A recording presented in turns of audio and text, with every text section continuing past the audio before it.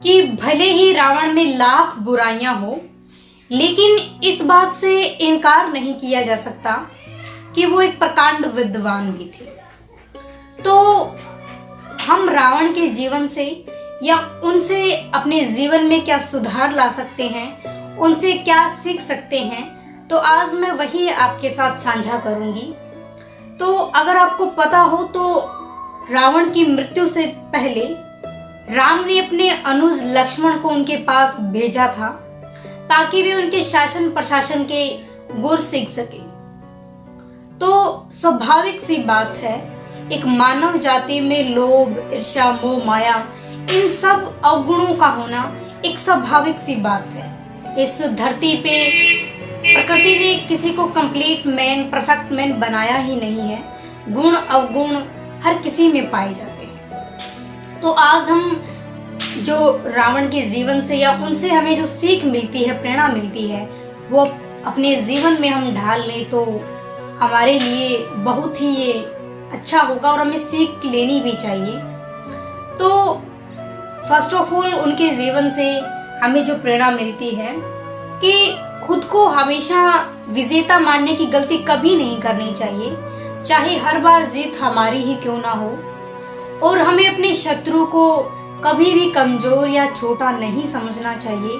रावण ने भी यही भूल की थी हनुमान जी और उनकी वानर सेना को लेकर। उन्होंने उनको तुच्छ और कमजोर समझा, लेकिन हमें पता है कि उनकी वानर सेना ने और हनुमान जी ने ही पूरी लंका को तहस नहस किया था। पूरी उस लंकापति रावण की लंका को आग में भस्म कर डाला था। तो अपने कमजोर शत्रु को कमजोर या छोटा कभी ना आके।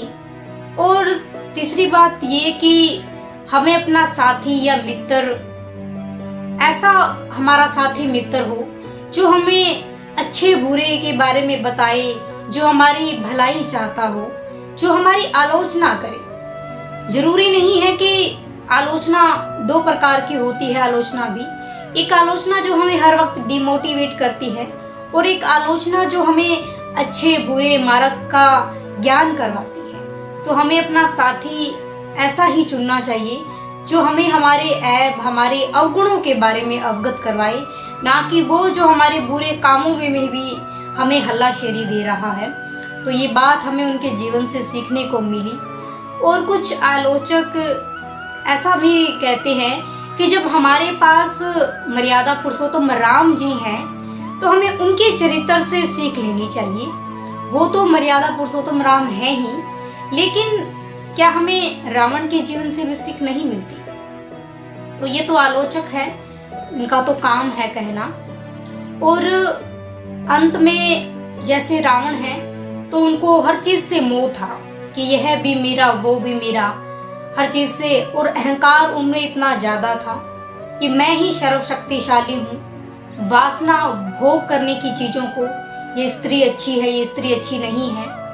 तो हमें मोह के स्थान पर वैराग्य, अहंकार के स्थान पर शीतलता और वासना के स्थान पर उपासना को हमें अपने जीवन में लागू करना चाहिए, ताकि हम एक प्रगति की ओर, एक अच्छी जिंदगी की ओर अग्रसर हो सकें। तो आप सभी को मैं अंत में यही कहना चाहूंगी कि इस दशमी पर एक पुतला फूंकना हम बंद करें। ये माना कि ये परंपरा चली आ रही है कि हम एक रावण का दहन करते हैं, लेकिन मेरे पॉइंट ऑफ व्यू से मेरा यही मानना है कि हम सब में एक रावण छुपा हुआ है।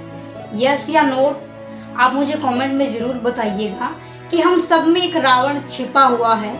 वो गुण अवगुण हम में भी हैं, हम सब में एक रावण छिपा हुआ है। और एक स्वाभाविक सी बात है, लेकिन आवश्यक ये है कि हमारे भीतर एक राम का होना भी बहुत जरूरी है, ताकि वो हमारे भीतर छुपे रावण को ढूंढ सके, उसका नाश कर सके।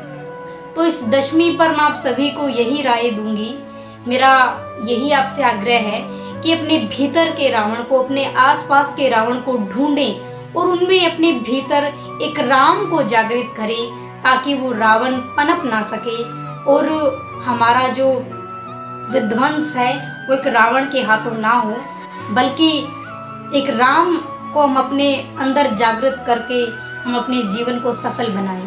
तो आप सभी को दशमी की हार्दिक शुभकामनाएं। और आपको मेरे विचार अच्छे लगे हो तो प्लीज़ इसे शेयर करना ना भूलें। आपने मुझे धैर्य से सुना, इसका आभार आप सभी का। और जय श्री राम।